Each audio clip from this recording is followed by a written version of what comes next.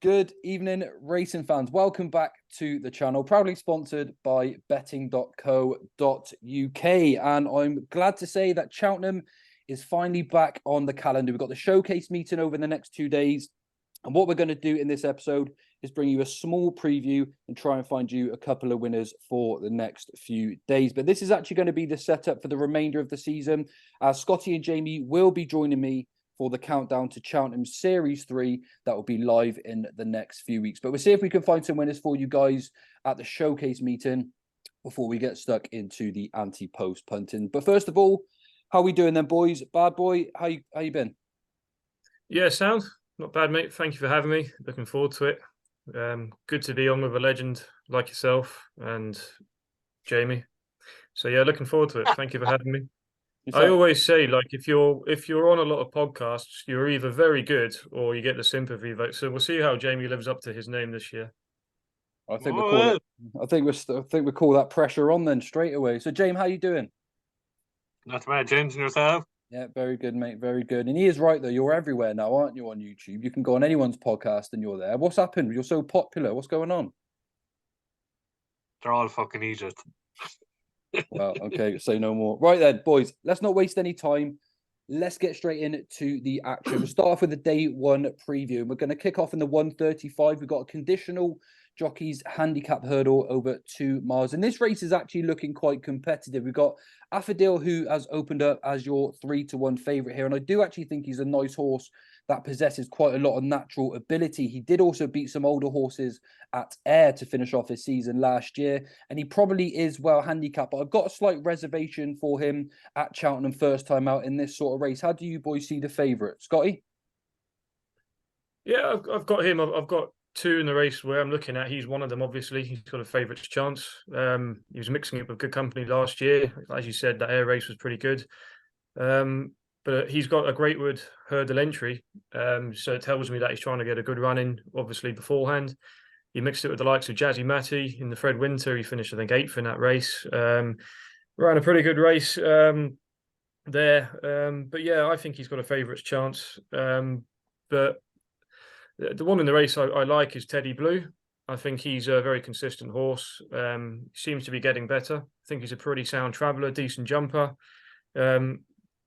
Gary Moore obviously speaks very highly of him. And I think he came 6th in the Moore battle last season. Ran into some good horses. Orkin Risk, he finished place behind him in the Betfair Hurdle. 3rd in the Jerry Fielding behind First Street. And I think he's reliable. And I think he's 13-2 each way poke. It's one of those early races, isn't it, where you think, showcase meeting, are they going to be fully wound up, bigger targets ahead? But just for a small play in a race, I'd be looking at him. I'm looking down the field. It's a bit of a lottery, to be honest. You got the likes of, I had a little laugh when I seen Jason the Militant in there. Ran in a champion hurdle about 5 years too late. He's carrying top weight, so that'll be a bit of a laugh seeing him go around. He's a good old horse. But yeah, Teddy Blue, not a massive strong opinion, but pretty consistent. I'll be happy to side with him in the first. You show plenty of ability as a juvenile as well. I know he's running in races against the likes of Night Salute and things like that, and actually showed some pretty decent form when he was getting things right. He's definitely got a few quirks, but at 7-1, I'm with you, Scotty. I actually think he's a really decent bet here. At the end of the season, he did get beat by Black Poppy in a head bobbing finish, but he actually made a bit of a hash of the last, and I think he would have won that quite cozily if he didn't make that mistake as well. So I think that's a good bet too, and I'd probably side with you there, Scotty. Jamie, who's going to kick us off with the winner at the showcase meeting? I wouldn't disagree with you with the Teddy Blue, but to be honest with you, James, if he wasn't just well handicapped, Affadil would be in the Masters and Hurdle, and Freddie Ginger, £6 off 1-2 A's 1-2-2. I think they might do like what they did. I can't remember the name of the horse that won the Greatwood. One kind of at the October meeting, and it basically brought on Harry Cobson to be a jockey. But Affadil off 1-2-2 with the £6 for Freddie Gingle, and he probably will be on him for the Greatwood. That's what Paul Nichols does, and bring a jockey along. And I think he'll win, and he'll probably be onto the Greatwood. Then I can't see nothing beating Affadil.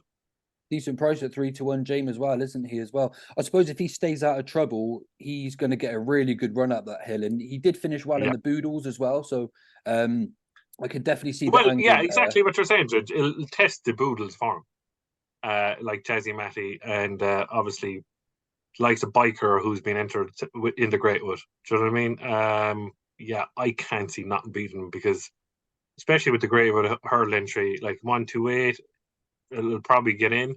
But with your man's claim, Freddie Gingle, he's going to put Freddie Gingle on the horse, and obviously Paul Nichols might have something else on the day, but I can't see nothing beat Asphodel though.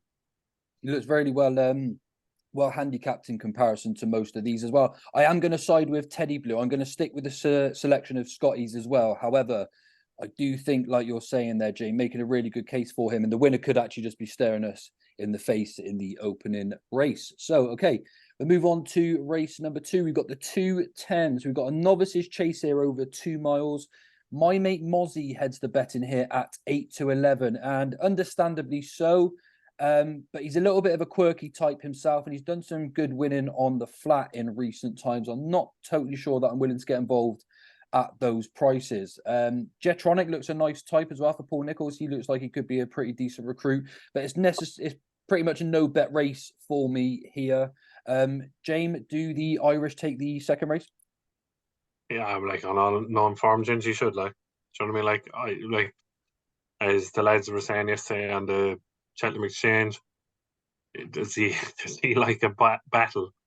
The thing he's 146 here against a Jetronic. Look, I might play Jetronic in the race because the rest of them, I like Alzarakan. Like, can you see Alzarakan give what 4 pound to my mate? I don't think so. Even regards how bad he is, he doesn't find off the bridle, but surely he's way too good for these at 8-11.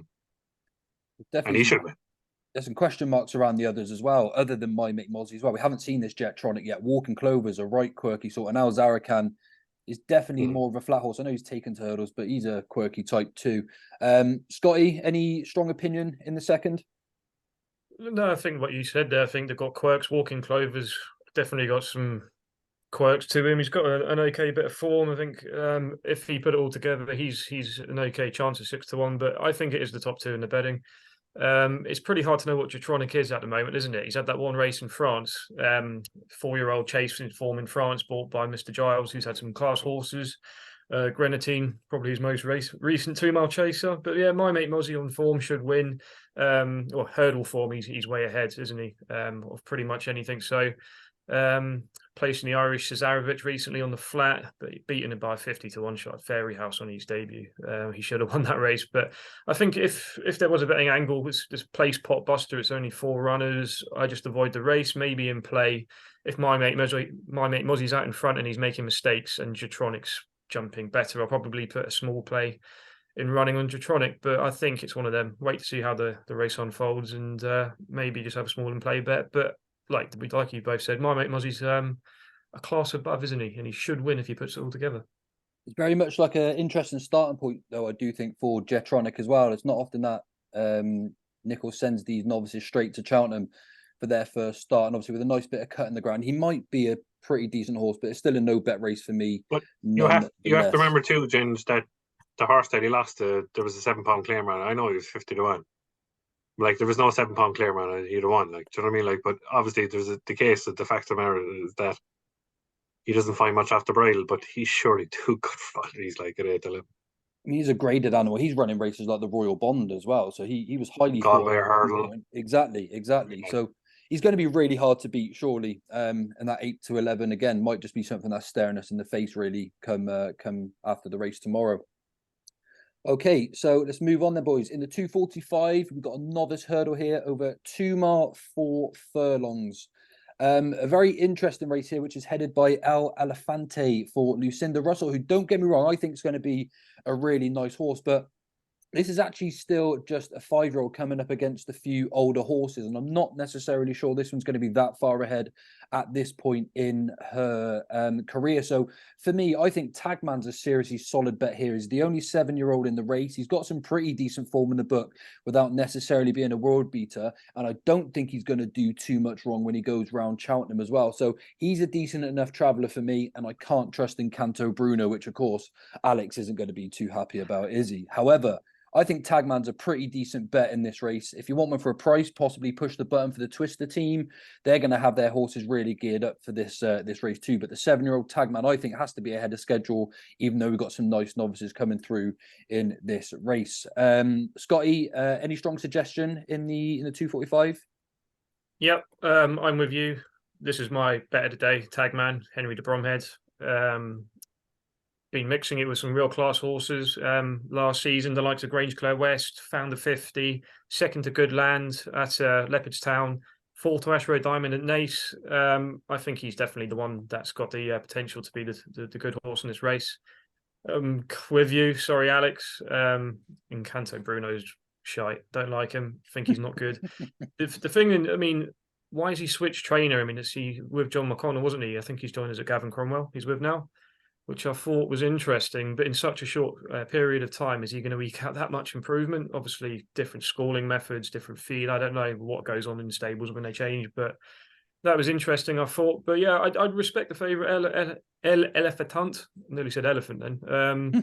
24 lengths winner last time. It was very impressive, you have to say. But 24 lengths isn't always, it's not always what it says on the tin. I mean, what did the horse beat? But yeah, the other one, away from Tagman, if I was having an each way play in a race, it would be Katate Dory for Sam Thomas and Charlie Deutsch. I love Deutsche. I think he's a cracking jockey.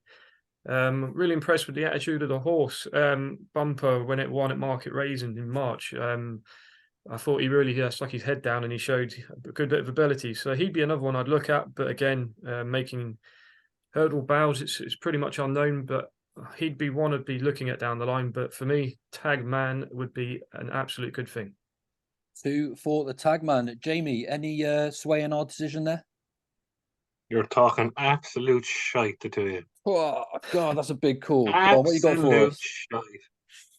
I tell you one thing, there's nothing will beat Encanto Bruno here at 4-1. The only horse that's been around the track and won in the bumper, right? I'll forgive him his last run, right? It says in the quote on the Racing Post that he was blowing too hard. He's not a 2.5 miler in the month of Sundays, right? He will win this. He's better than him. Fair enough. I agree with Scotty about the change of trainer. Obviously, the owner wasn't happy about him running over 2.5 miles, and obviously moved it from John McConnell.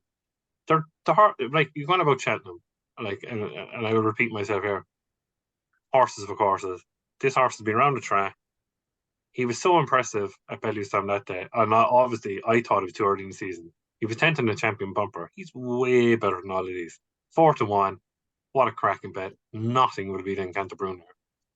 So we've got Tagman as a banker for Scotty and Encanto Bruno as a banker for James. So people are just going to have to take their pick and see if they trust the most, won't they, this time? So cool. All right. Alex will be happy. He will be happy with this, and I'm sure he's got stuck in as well. Hopefully he doesn't get his fingers burnt by Tagman, Scotty, but we'll see.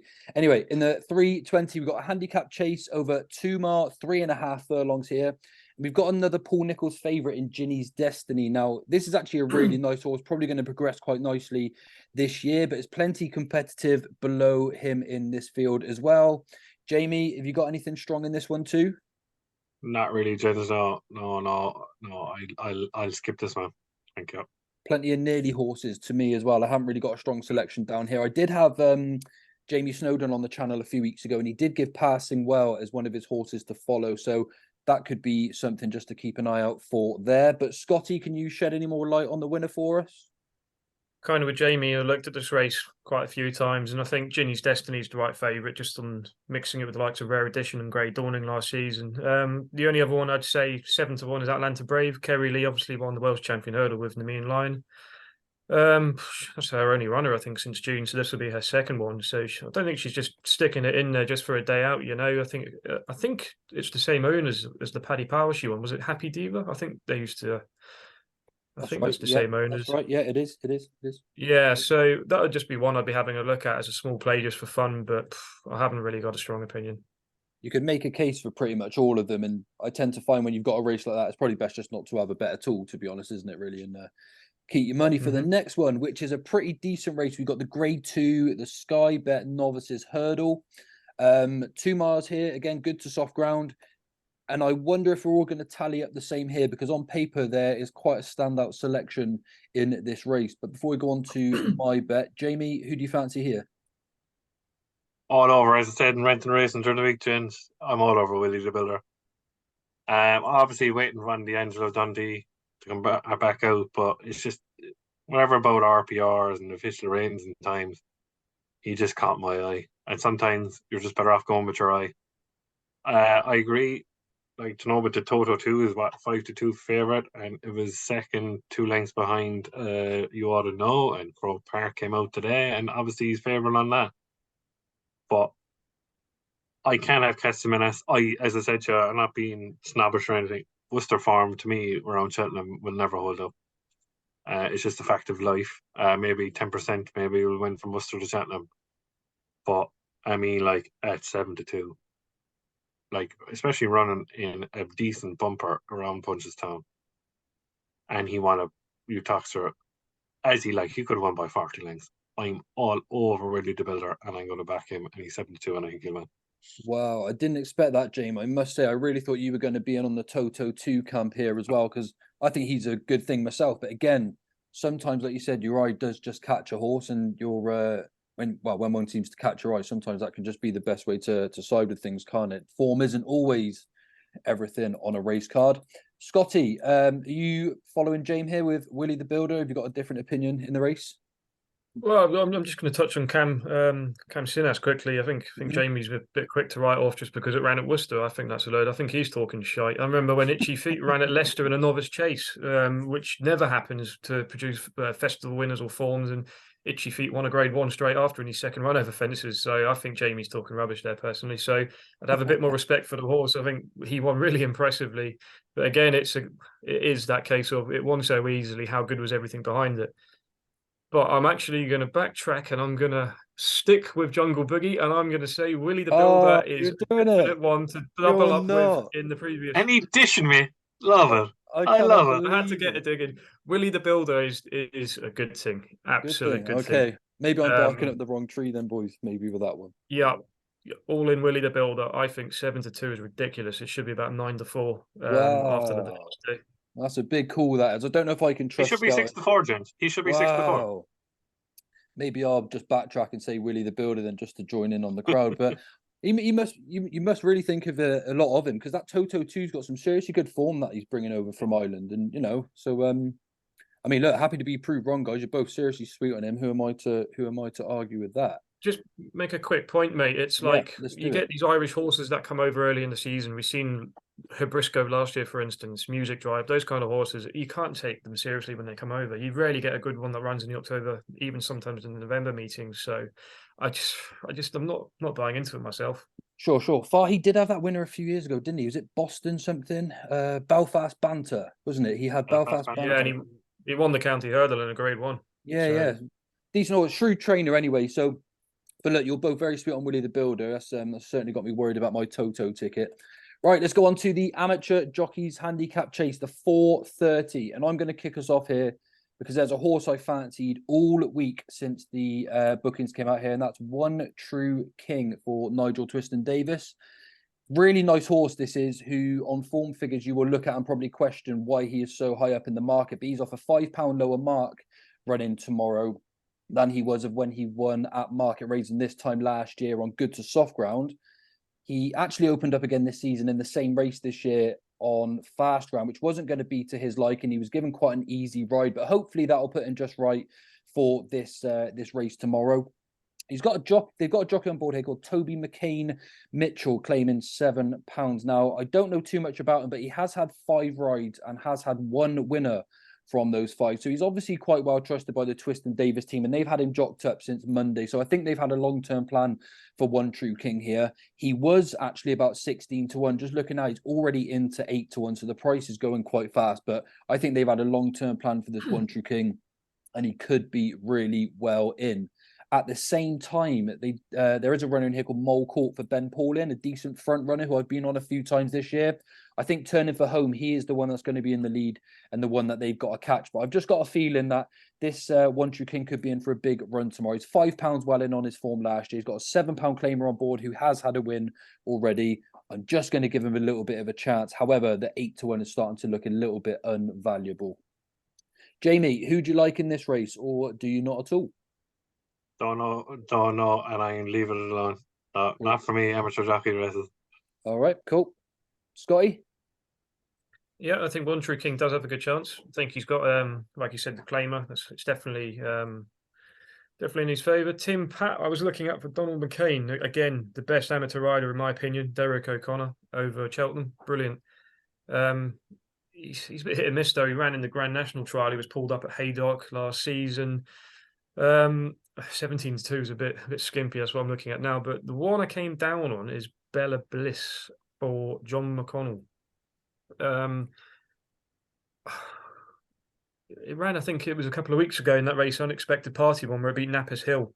It was well beaten in that race, but definitely over a trip that was way too short. And I'm not sure. I mean, Chepstow is very, as you know, similar to Cheltenham with the undulations. It's one of those tracks, so I'm hoping that's not going to count against him. But I think he's better. The better form of the races it's ran has come over further trips.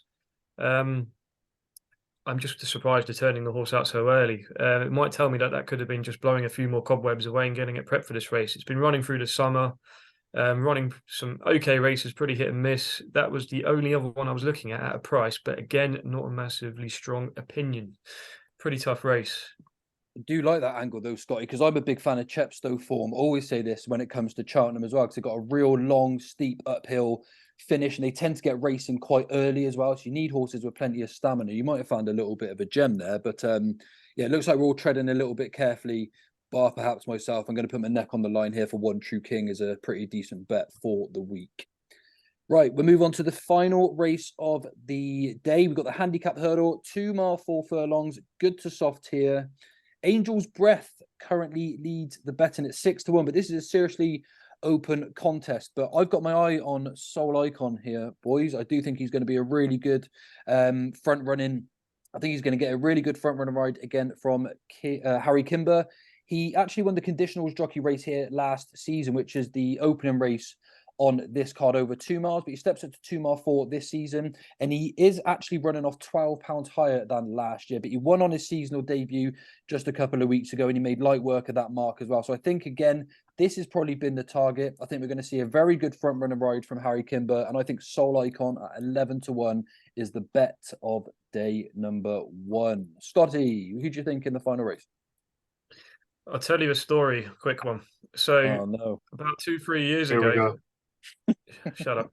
Angel's Breath. I thought this was the second coming, and I've got a mate called Rob Scott who I met chat on Twitter, and I said he was an Allaho fan, I was an Angel's Breath fan, and I said if they ever meet in a Rhino, I'll take Angel's Breath for a 20 quid match bet, and he never turned up. So thank God that never happened.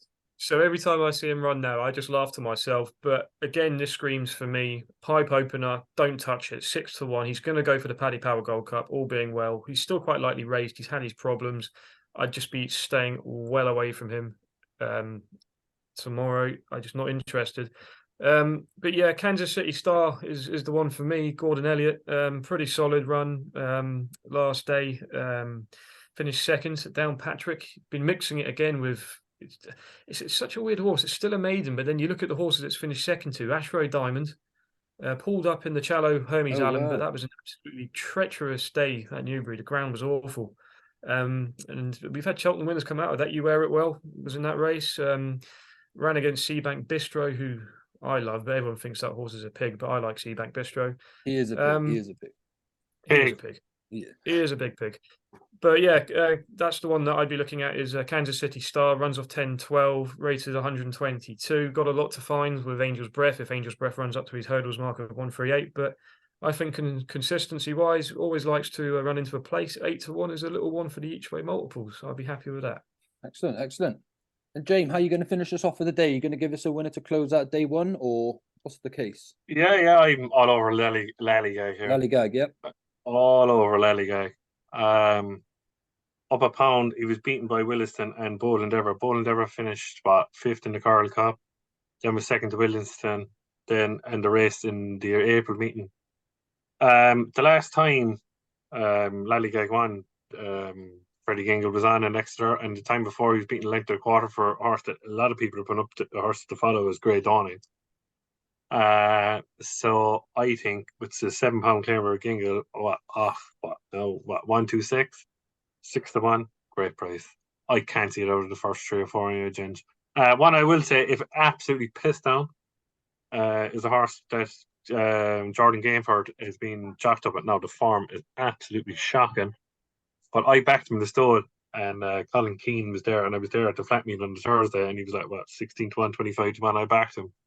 There's a horse called Arabian King for King Collins. If it absolutely hose down and more soft in the going, why are they coming over here? And it could be an each way bet to nothing at 12-1, but you're taking a massive chance. But for me, it's Lallygag all day long. Very keen on a few on day one, then, James, aren't you? You really do feel like loading up the bankroll on day one. Loading up the bankroll, especially after Limerick Lace today. Yeah, you were chuffed with that, and you're calling that all morning, weren't you? Like, and then I turned on the telly, and there he was cruising home, and I was like, oh God, here we go. It's the value again. Right, James, best bet or best couple of bets for day one? Willie the Builder all day. Yeah. Willie the Builder. Scotty, how about you? One best bet for day one, or two best bets? With Jamie, that's the one I really like. Old Willie Boy, so we'll go for him. And I'm going to go for Tag Man. That'll be my best bet. Awesome. I'm going to go for Soul Icon in the final race. I think he's going to get a nice front runner ride from Harry Kimber once again. So we'll have a quick just discussion if you've got any best bets for the weekend, guys. I know we've done this at rather short notice, but it's just an introduction to the season. So we thought we'd just have a quick scan through, and if there's anything that stand out to you, Jamie, fire away, buddy. I suppose since the first race, Cheltenham 115. I'm a big fan of Red Rookie. I think there's a handicap in him, but I can't see with the track. It'd be different now with the new course, but at 5-2, hasn't run in a while. But I think he's just a front runner, and I'll see him Haddock stays over to win the 115. Getting on to the Masters and Holdings hurdle, desperate, isn't it? It's just a poor renewal. Blue King Drew should win on ratings. The 225, I'm absolutely all over. Now I know Am I Right is coming over for Henry Bromhead, which is very strange, and he's got a mark of 142. But the winner of the race last year tried his luck before in hurdles and just came back to me, and he's only £1 higher than last year. He won out this race last year off 131. That's Lord of Cord. I think Lord of Cord is a great bet. He's 6-1. I can't see him out of the first 3. Bugs Moran, obviously, we all know Bugs Moran. Like, he's 136. Like, the lowest got in last year is what, 1-2-1-2-2 or something like that of the in the per temps. Like, he's only gone around for a trot and being the first 4, so he's an each way bet to nothing. The next one, I'm all over Antrim Coast. I think he's to step up to 3 miles. Definitely worth it. And obviously it's Fahy. Getting on to the 410, Flooring Porter. I'm going to take on Flooring Porter. I don't know why. I think he's just a lunatic. And I'm going to back, we've all been cutting that for some reason. Why, I don't know. But I think Flooring Porter is a bit of a headbanger. And you just don't know. You just don't know. And he's chase type. He would just Jenna Fleck at the first. The bumper, I leave that alone. So that's me on Saturday.